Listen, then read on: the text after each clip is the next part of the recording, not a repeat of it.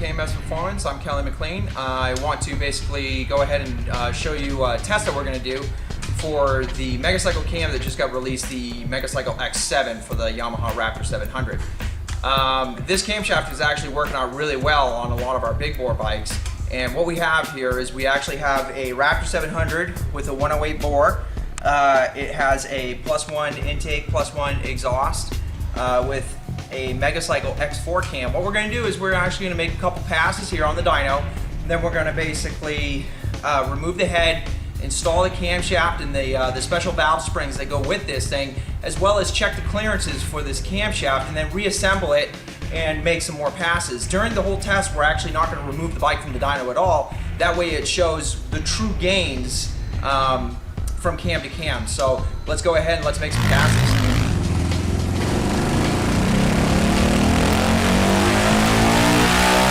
Alright, so we just made 3 back-to-back passes with the X4 cam. We picked the best run out of those, we picked the best results out of those runs.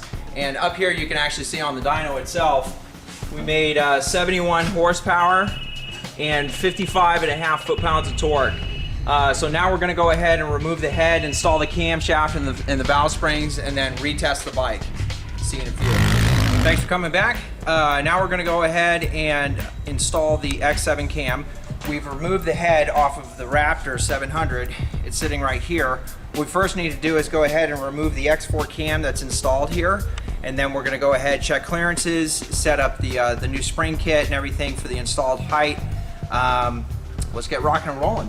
First thing we want to do is we want to go ahead, mount the head, because you kind of got to use a slide hammer a little bit to get some of the parts out of here. So what I use is basically some old bolts that are all beat up from like the stock head or something. I'll thread them into the 2 lower head bolts instead of soft jaws, or you can actually just use some, this is actually aluminum angle and a vise. And the first thing we got to do is we actually got to remove the bearing retainer right here, so it's 2 8mm screws.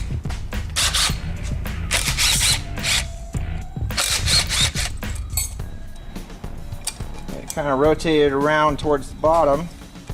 Set that aside. Now we need to go ahead and loosen up the valve adjustments so we can rotate the cam as far as we need to remove these 2 rocker pins. A 10mm wrench.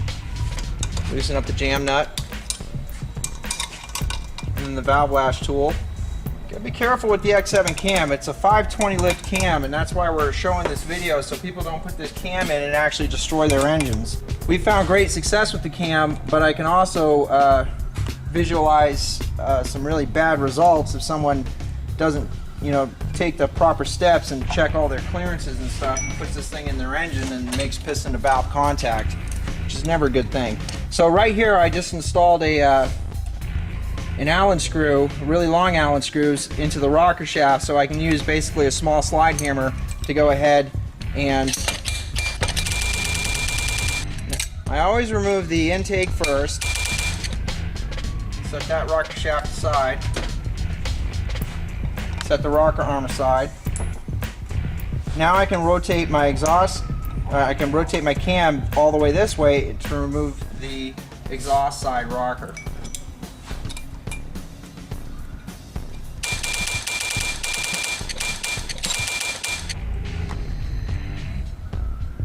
Rocker arm on the exhaust side.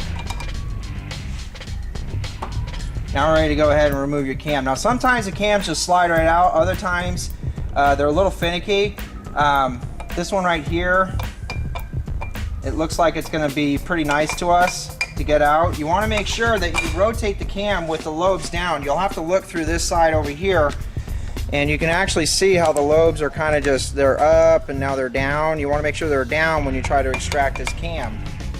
So now we remove the X4 cam, and we set it aside, and now we're ready to go ahead and remove our old Kibble White springs here.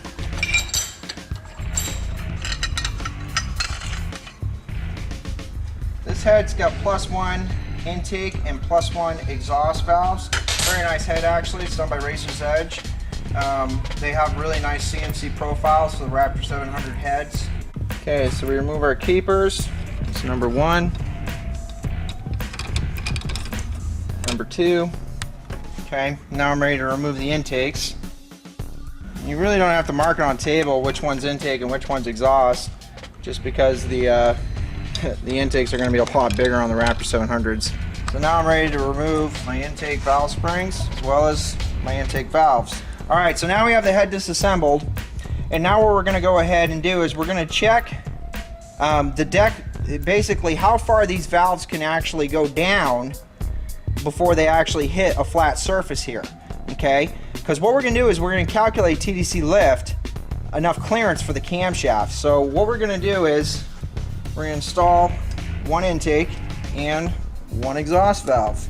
Now what I'm going to do first is, while I'm holding the valve up from underneath, I'm actually going to zero out a set of vernier calipers to this height. So now I'm going to press 0, and now with the head on the surface, I'm going to push the valve down. That right there shows us 81 thousandths is basically the distance the intake valve travels before it hits the deck of the cylinder. Now that doesn't mean it's going to hit the piston, but basically now it's flush with the deck. We're going to do the same process over on our exhaust. I know the phone's ringing. We're going to go ahead and zero it out, push it down, and take our measurement, and that's 144 thousandths. So the way I do this math is we have intake TDC lift and exhaust TDC lift. Now our intake was 0.081 thousandths and our exhaust was 0.144? 4. Okay, thousandths. That's how much clearance the exhaust has, and that's how much clearance the intake has as far as right to the deck.